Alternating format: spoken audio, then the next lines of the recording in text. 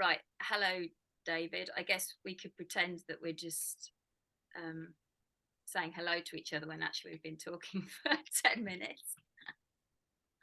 I'm Natasha, and we're here today to talk about the new normal, autistic musings on the threat of a broken society, which is a new book by David Gray-Hammond.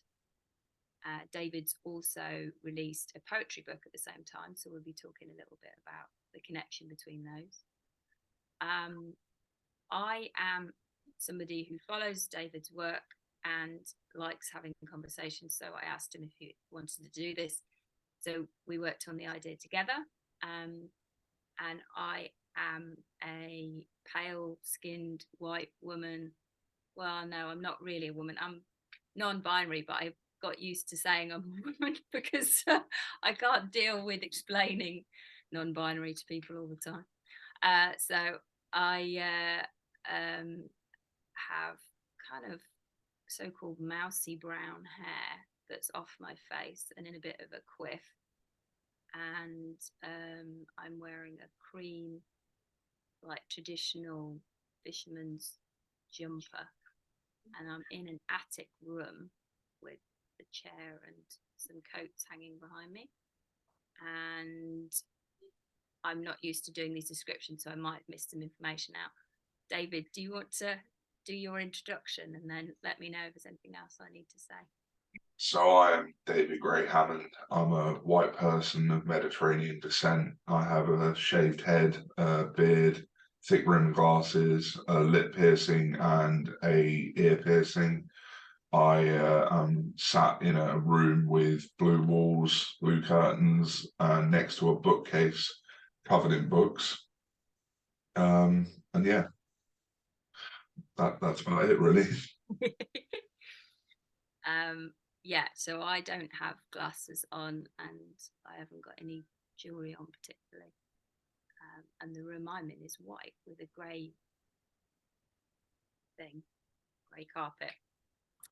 I am autistic and I'm also neurodivergent. I have attention differences and I have a dyslexic mind, and I have experienced periods of great mental and emotional distress.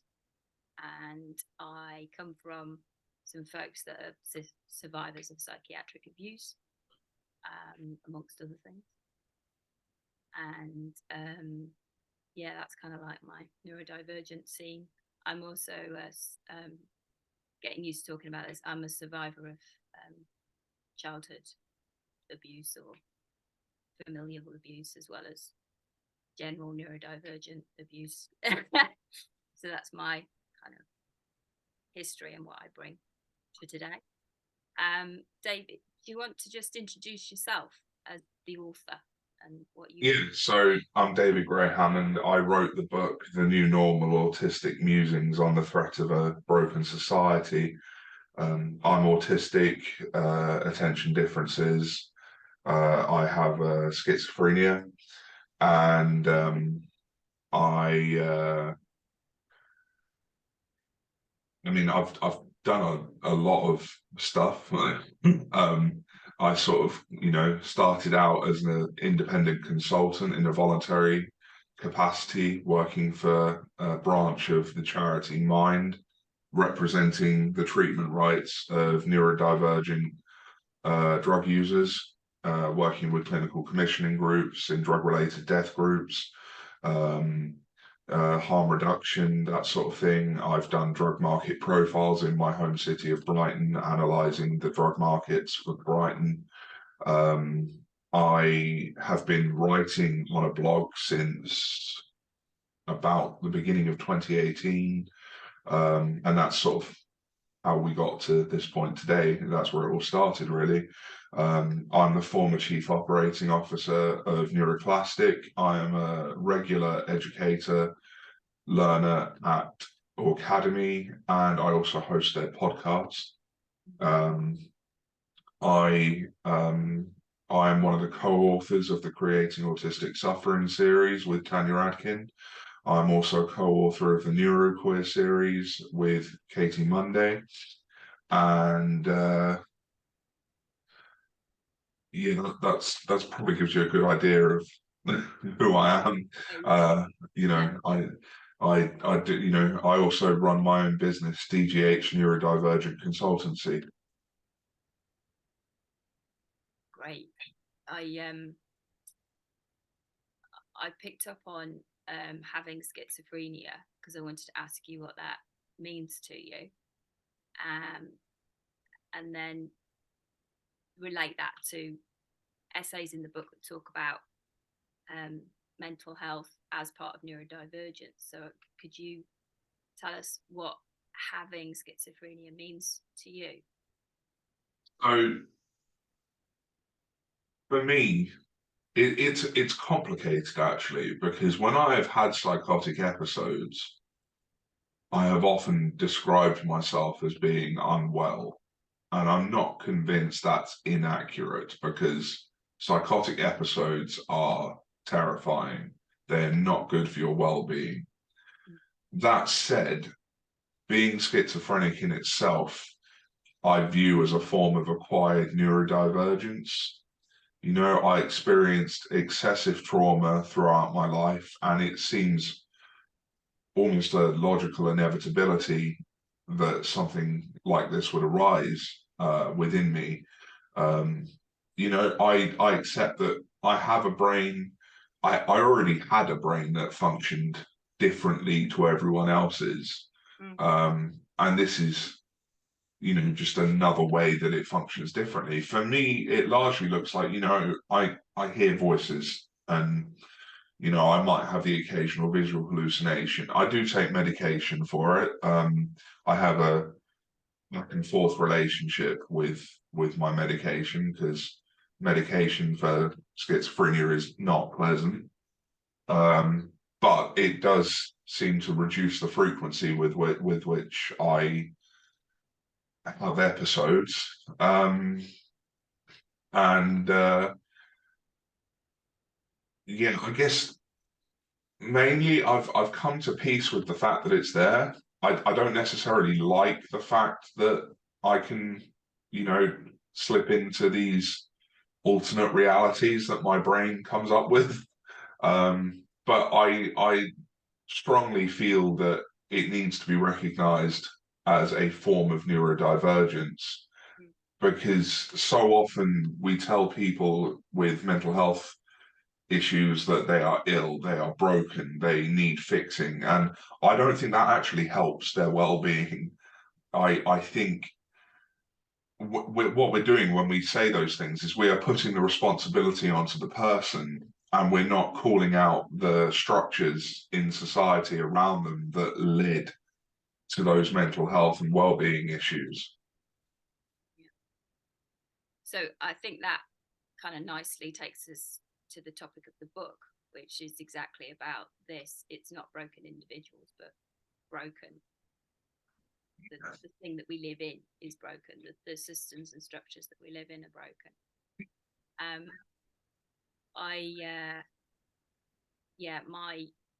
In a sense, my route into neurodivergence was through mental health. I used to work in the voluntary sector many years ago, and when the Hearing Voices Network was beginning about 25 years ago, not beginning, but when it was in its, it's in a different sort of stage of history. And that's when I was sort of first introduced to these ideas about social models of disability and the idea of mental illness as trauma responses. So it's been really good to sort of see how that has grown, and then see how it crosses over, because my understanding was that neurodivergence has always included that understanding, but it tends, maybe whilst we're trying to sort of promote the idea that of a sort of strengths-based approach to neuro differences, that we're kind of leaving out the acquired neurodivergence, or I don't know, it sometimes feels like trying to keep ourselves away from it, or I don't know. So that that's the thing that I think goes on, and that you talk a bit about in the essays in the book. I need to talk about. I'm way more nervous than I thought I was going to be. So this is fun. I'm going to use my script about. So, in terms of my experience of the book, like I sometimes feel like some stuff is like fresh air. It kind of like makes me feel nourished, and it's almost like, because I don't read with I words. My friend recorded it for me, and so it's almost like whenever I need some scaffolding for my own advocacy, I can listen to this. It's like this amazing like source of like neurodivergent pride, and I personally find it really liberating. It's also theoretical, which I love, like, because it helps me understand how things work. But I like the self-reflective parts as well, the way that you then also talk about the essay and where it came from and how you feel about it. So I'm interested in, how did you come to make the book? So you said there was blogging happening, so it's been a sort of extension of that. But why did you get to the moment of like, oh, I think I'll make a book? So I started blogging sort of back end of 2017, beginning of 2018. And since then, I mean, I've probably written a couple of hundred different blog pieces on my website. And when I first started, I wasn't really doing it with the intention of anyone reading it. It was more just like a cathartic exercise for myself. Yeah. But then people started finding my writing, and in particular, a very helpful person called Emma Dalmain came across my writing and invited me to their Facebook group. And at this point, it was like walking in, and I was like, there is an entire community of us, and I did not know that this was here.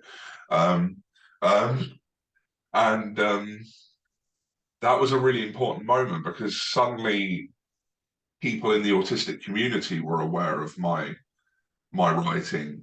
And I was like, okay, I feel like I have a bit of a responsibility now to make sure that I am doing this justice. So I started just absorbing information. I was spending time in like various Facebook groups and reading blogs, reading research, just absorbing all the information I could. And I was I was using my blog, the Emergent Divergence blog, to sort of, it was how I was processing that information. So as I learned something, I would write about it. And I often say I don't know my opinion on something until I've written it. So it was helping me sort of put everything into context of my own life, other people's lives, and gain a better understanding. And over the years, as I said, I was accumulating a lot of these blog posts, and shortly before I sort of put the book together, I hit about 50,000 views on my blog. So I was like, okay, so a lot of people have been reading this now. So I'd always wanted to write a book, but I didn't think I was able to do it. I didn't think I'd have the patience to sit and write a whole book. But as it was, I had this idea, and I looked and I was like, some of these blog posts, I'm really proud of them, but they've not necessarily been the most popular posts. And I suspect it was because, you know, in the blog format, people don't often go out there for these very theoretical sort of approaches. So what I did was I sort of thought of this theme of looking at society and how society as a structure was sort of broken by design. And I took blog posts off of my website and I started rewriting them. And then I started, as I was rewriting them, I was collating them all into one document. And before I realized what I'd done, I written a whole book.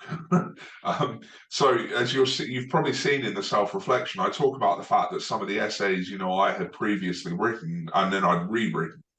Yeah. And but that the book itself is actually based on the original essays off of my Emergent Divergence blog.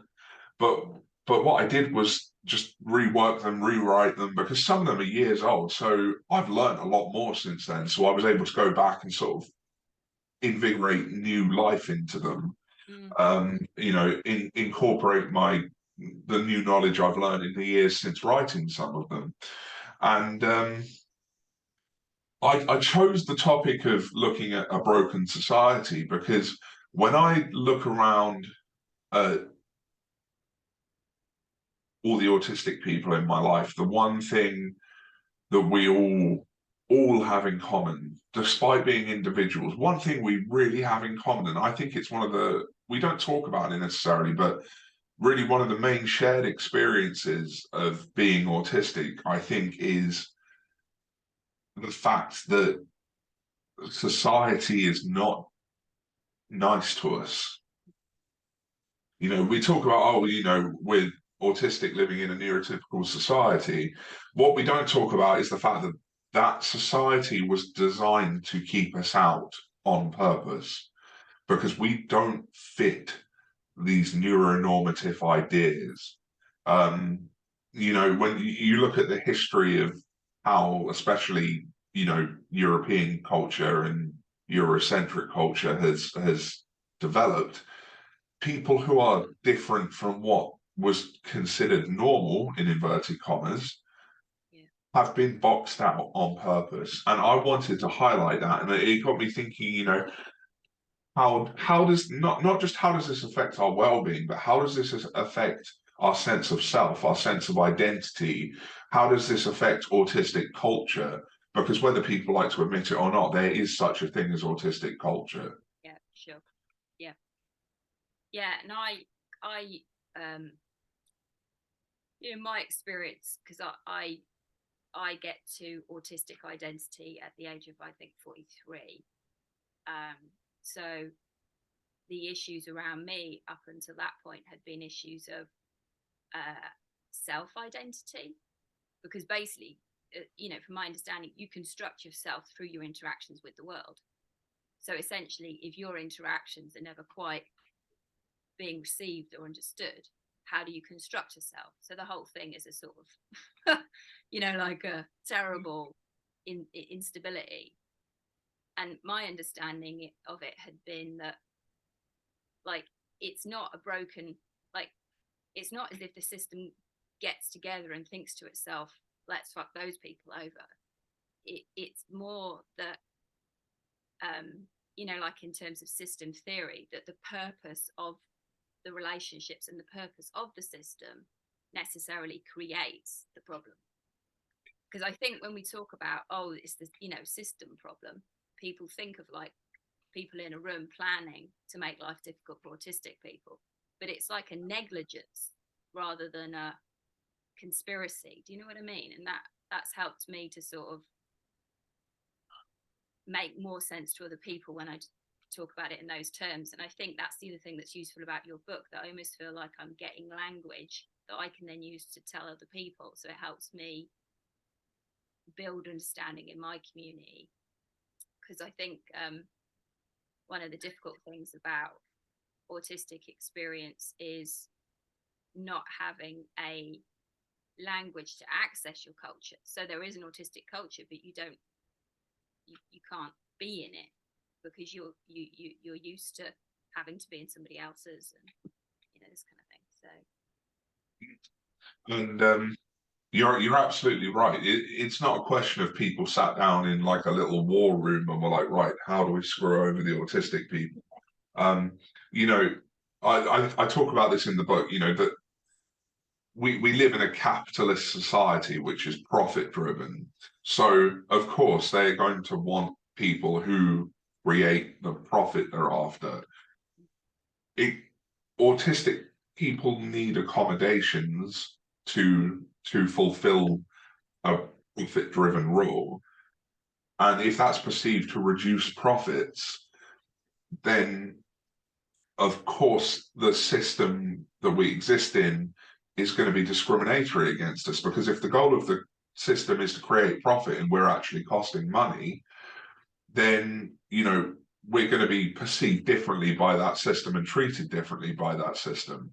But fundamentally, I wanted the book to be somewhat of a call to arms that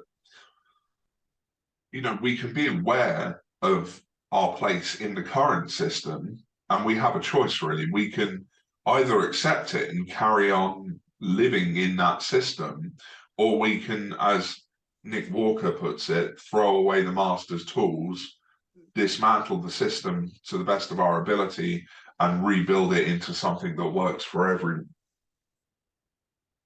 Well, this was another thing that interests me about getting more involved in sort of autistic pride, because that, I'm pretty sure that quote is from Audre Lorde. I think it's Audre Lorde. So making the connection between other movements of liberation has been an important thing for me. And I guess I wanted to ask about that sometimes when I kind of go, it's not us, the system's broken, that there's a sense of like, how's that helpful? So how do you, because I personally find it very stimulating and as like you described, a call to arms to go, it's not us, it's the system. So have you come across that problem of people kind of going, I don't want to know that like in a sense, it's easier for them to go, no, I'm the broken one. This happens a lot, I think, in mental illness. People are more comfortable with, no, I've got the disease, than they are with, no, I was driven mad by what happened to me. Do you have anything to say on that? Like, how does a broken society liberate us? The idea that I think the main liberating factor in understanding that society is the thing that's broken and not the individual is that it takes that sense of responsibility off of us to do something about. Let me try coming at this from a different angle. We are neurodivergent. Nothing we can do is going to make us not neurodivergent. That's what being neurodivergent is. We are neurodivergent, and we will be neurodivergent until we're gone. Society doesn't have to stay the same. So we can either think that our neurodivergence is this big problem in us that we can't do anything about, or we can understand that society is the problem, and realize that if we want to, if we have the capacity to, and whatever that capacity looks like is valid, but if we want to and have the capacity to, we can do something about society. Mm-hmm. And that really liberates me. Yeah, me too.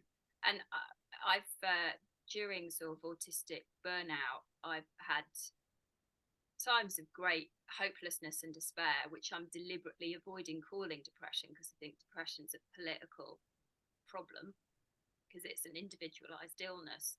It's not a description of the experience anymore, because the language has changed.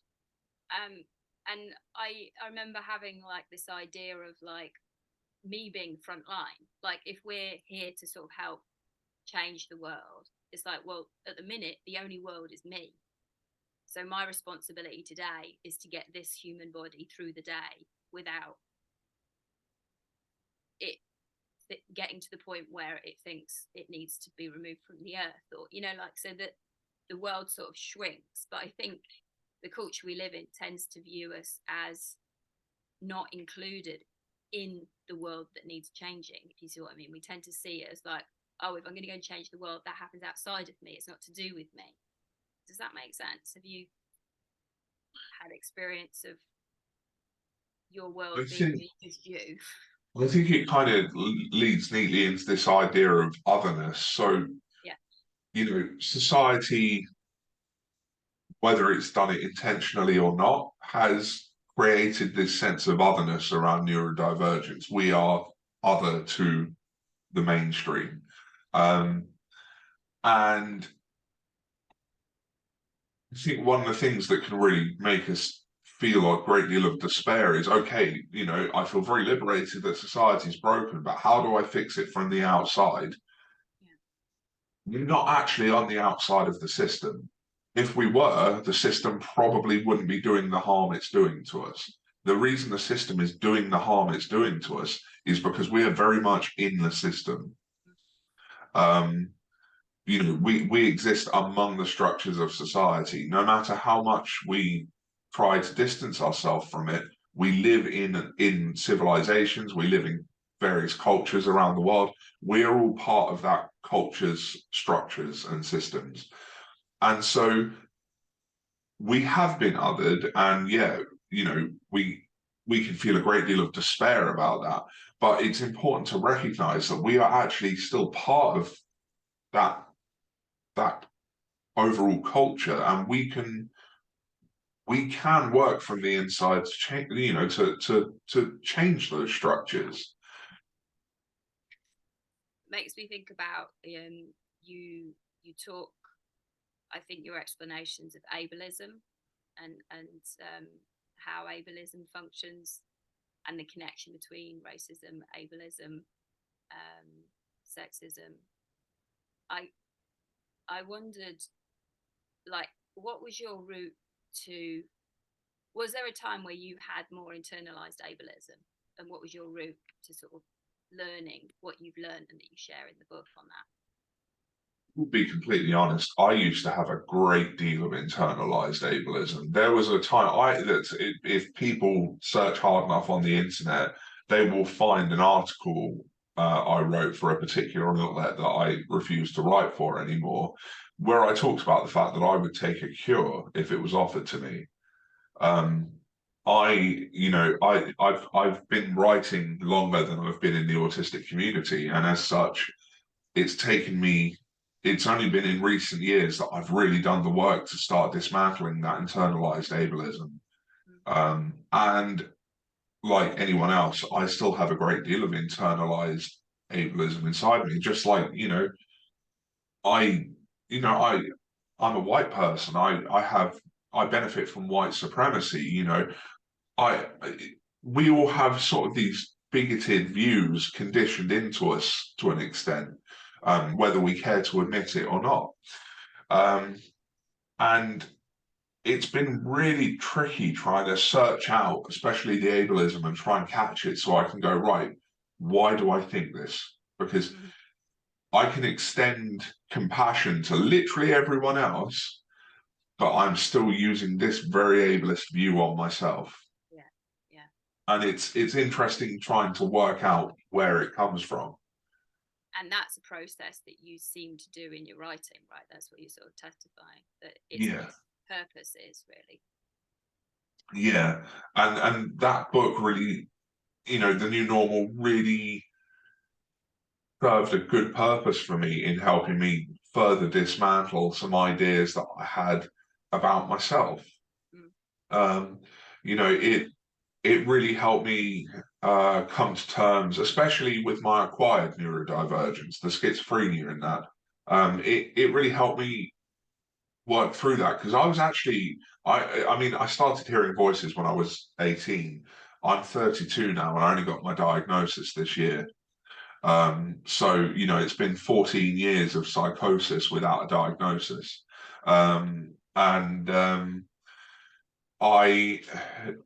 So I've been coming to terms with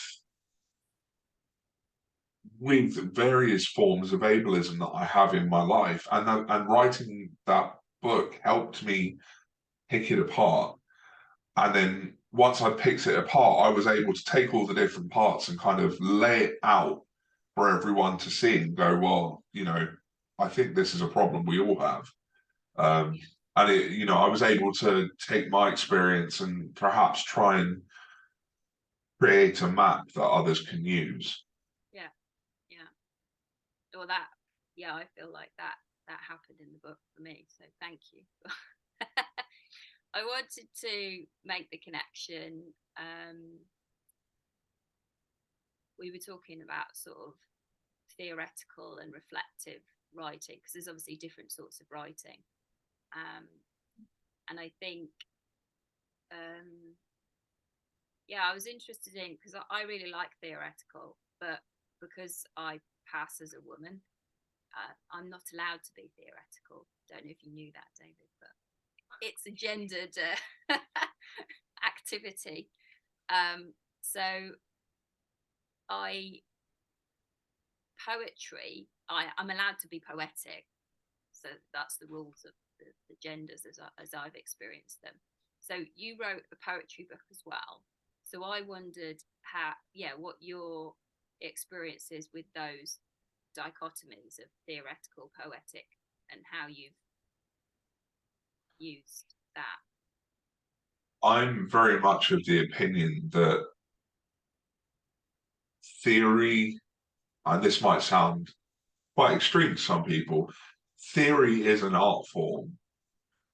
Hallelujah. It requires creativity. People don't just it's not like you've just got a machine putting together theories. Like, you need to have that creative mind in order to understand theory and build on theory and create new theory. And for me, releasing the poetry book around the same time as the essay anthology, a lot of it was I wanted to prove that I'm not a one-trick pony, as they would say. You know, I love writing poetry. I will say, when I write poetry, and this is probably one of my more annoying habits if you're a die-hard poetry snob, I refuse to follow any particular poetic rules. Me too. I don't rhyme. Yeah, I don't rhyme. I don't use things like iambic pentameter, not on purpose anyway. You know, I mean, I've got A levels in English literature and all sorts, but I refuse to write to poetic, because it's art, so it should be an expression of me, and me is kind of chaotic, honestly. So I wanted to show that I released them sort of together because they're both sort of talking about the same thing. Yeah. But one is theoretical, the other one is typically artistic. But I wanted people to be able to look at them together and go, both of these things are just as valid as each other. Because so often, especially when it comes to art, people are like, oh, we need to throw all the funding into the sciences, into research and development. But actually, we can learn just as much from creative endeavors as we do from the very strict academic research, development, theory. You know, not everyone is going to want to access academia. Academia is famously inaccessible to just about everyone, including the people who work in it. But art is for everyone. It's for everyone, you know, and I just wanted to kind of prove a point. So I released the two together, and that's What's the name of the poetry book? the poetry book is called Existence, and it's a lot more personal than the essay anthology, because a lot of it is based on my experience of society and my experience of being neurodivergent. That's an interesting clarification, though, because, like, how is theory? Because to me, theory is personal. Like, so I listen to a theoretical model, or I listen to a theoretical description of how something works in the world. I check whether it matches my experience of the world, and then I adopt it. So it's very personal to me, theory. It's not, but it's communal, because essentially you read other people's ideas and then you integrate them into your own. But so how is it less personal to you? Well, yeah, this is a tricky question, because the truth is neither of them are less personal to me, but the poetry collection itself is much more overtly personal to me. Like, if you imagine that the essay anthology, it's like I took the part of my mind that that that processes theory and sees whether it matches up with my experience and put that out there. Yeah. Then the poetry collection is like I took a piece of my soul or whatever you want to call it and put that out there. So they're both personal to me, but they're from different parts of myself. Yeah. Yeah. That's really interesting to make that distinction, because I often get people tell me my work website, somebody read it and told me, well, it's very personal. And I was like, what's that mean? That's one of those moments where I need like a neurotypical translator. Yeah, and I think it's important to note this is part of neurodivergent culture. We Yes. do things personally. Yeah, exactly. Everything's Like like we are not people who can just be like arbitrary and detached. yeah. You know, like you know, this idea that we all lack empathy and have no emotions. You've only got to read the stuff that we write, look at things we say, really anything that we do to realize that actually we are some of the most emotional and in touch with other people and ourselves humans on the planet. Because I don't know. I mean, I've seen sort of business things and that are very impersonal.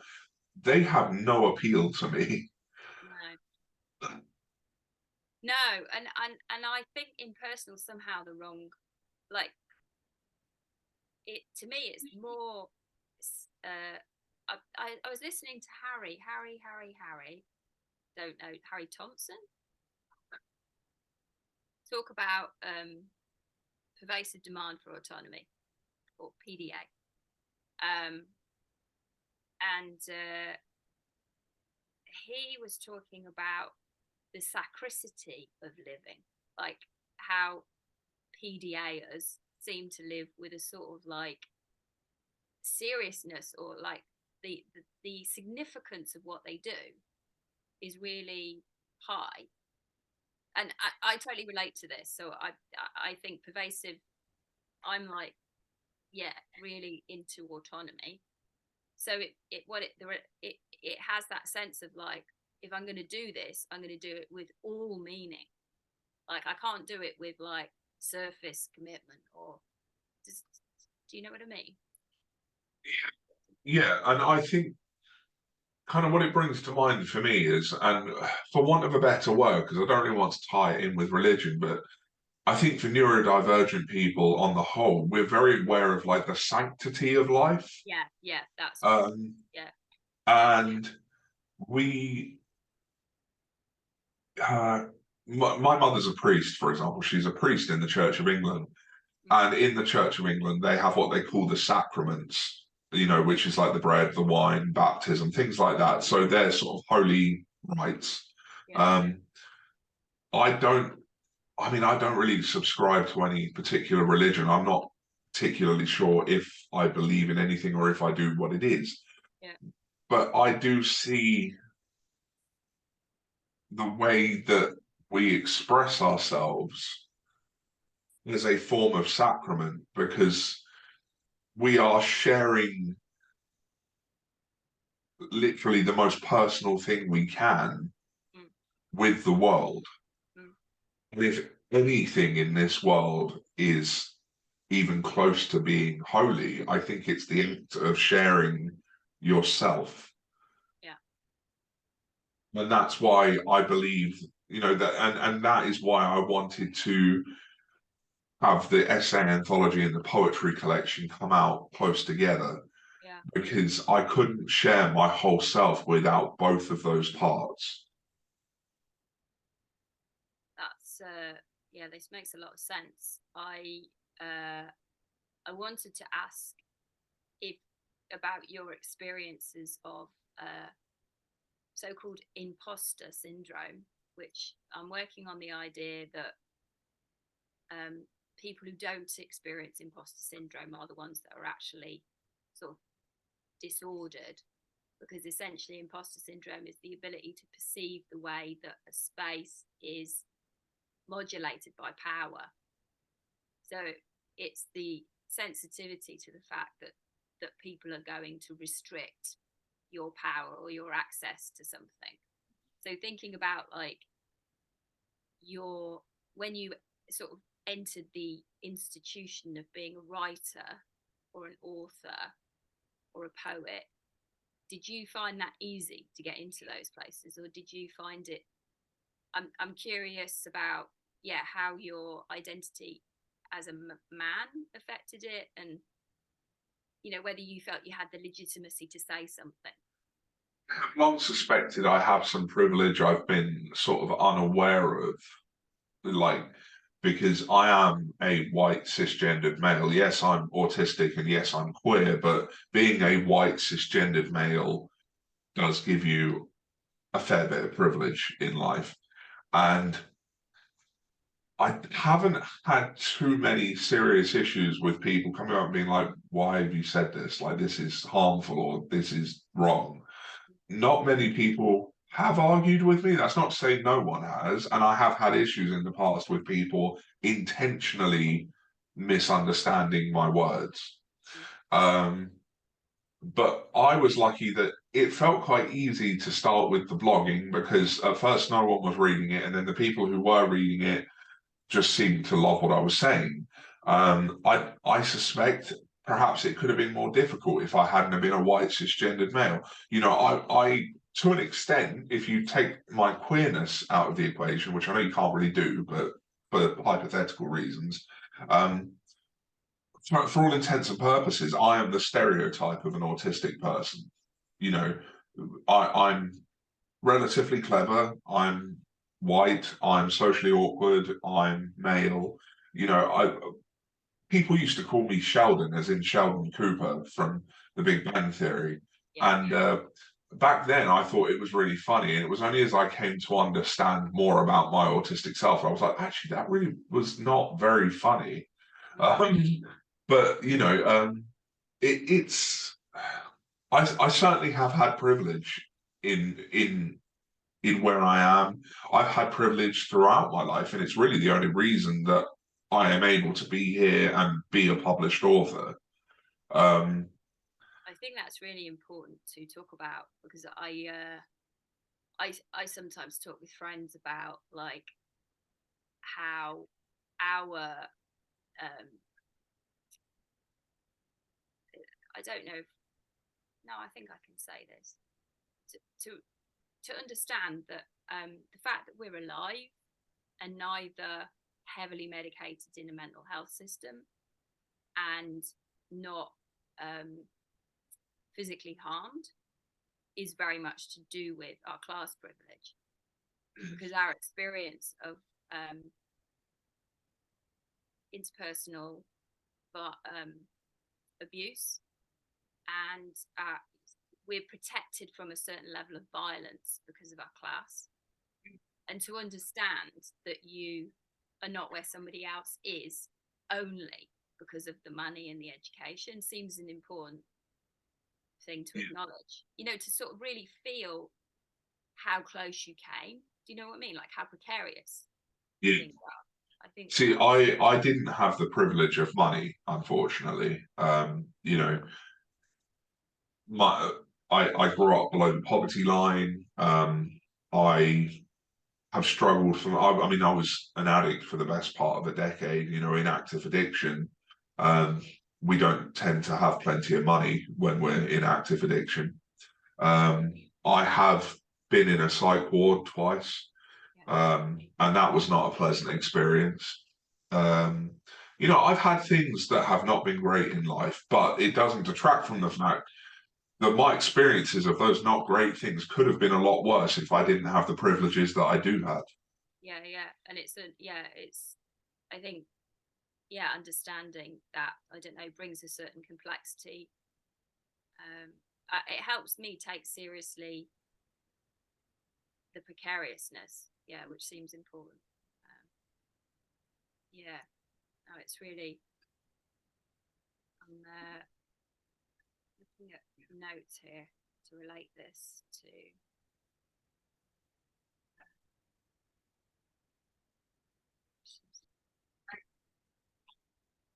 So we're going to come to the end of the interview, and I just wanted to pick up one of the topics that comes up at various points in the essays, which I struggle to pronounce, rhetoricity. And somehow the idea is around autistics lacking rhetoricity. Is that, could you explain a bit about that?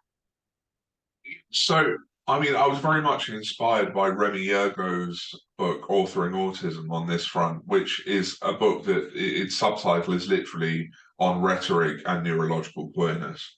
And there's this idea in the book that autistic people are either too autistic to be part of the conversation or not autistic enough. And it creates this, what Yergo refers to as demi-rhetoricity, where we are both autistic and not the right sort of autistic, and therefore doesn't matter what we do, we can't inform our own narratives. And I really wanted to highlight that in this book because I think it's almost wielded as a weapon in society for when minority groups try to speak out against a system that is oppressing them. That system will then come back with, well, your voice doesn't count because of this reason, and your voice doesn't count because of that reason. Yeah. And in the case of autistic people, we will use the example of, something that people in the autistic community talk about a lot is the martyr parents, in inverted commas. Now, if you approach someone who falls into this particular stereotype and say, well, actually, I don't think what you're saying about your autistic child is okay, they'll come back, well, you're not really autistic. You're not the same sort of autistic person as my child, and it's very invalidating because, okay, we all have different experiences of our neurodivergence. We all do, because we're humans, we are all individual, and we can't even prove that we will have the same experience of being autistic. The only way we kind of know we do is through observable behaviors and what we say out loud. Yeah. We can't go into someone else's head and be like, oh yeah, this is very me. But in the same sense, you take, for example, the non-speaking community, and because they can't verbally communicate what they want to say, people then invalidate them and basically say they're too autistic for their opinions to count, or they've got the wrong views on. In fact, this is one of my pet peeves, actually, is that a lot of non-speaking people get excluded from the autistic community for using the wrong language which we don't give them the opportunity to access. And I think it all comes down to this idea of demi-rhetoricity. You're either too autistic or not autistic enough. And it even happens within the autistic community. And we need to just accept that being autistic is being autistic. It's not good, it's not bad, it just is. There isn't more autistic or less autistic. Yeah, we can have various things going on around being autistic that can make it a more complex situation. But autistic people themselves are just autistic, and all of our voices are valid. And not everyone's going to have a really helpful voice. There will, like any group, there will be autistic people who have very harmful views, because once again, we're human beings, and there are human beings out there who have some really harmful opinions and views. But we should at least start from a place of assuming that everyone has something to contribute to the conversation. Yeah. That sounds like a good place to close. Doesn't it? So yeah, I'm happy. Yeah, it's really good to experience autistic culture and those autistic voices getting to the moment in history where there's books and there's films, and do you know what I mean? Like, yeah, it's a good time for that. Thank you thank you for the conversation today, and thank you for the book. And is there anything else you want to finish up with? No, I think we've had a pretty good conversation. Obviously, people can check out my blog where a lot of the stuff started from. That's emergentdivergence.com, and it's also on Facebook. And you know, if they really want to, they can check out my business page as well, which is DGH Neurodivergent Consultancy. But yeah, thanks for having me come and talk your ear off. That was no, yeah, I'm in to get my ears talked off. I think clearly your consultancy and stuff is based around this deep understanding of how things are happening and not happening. So I'm glad that is there to sort of integrate the knowledge into other parts of the culture and the community. It's really cool. Thank you, David. Thank you. Bye.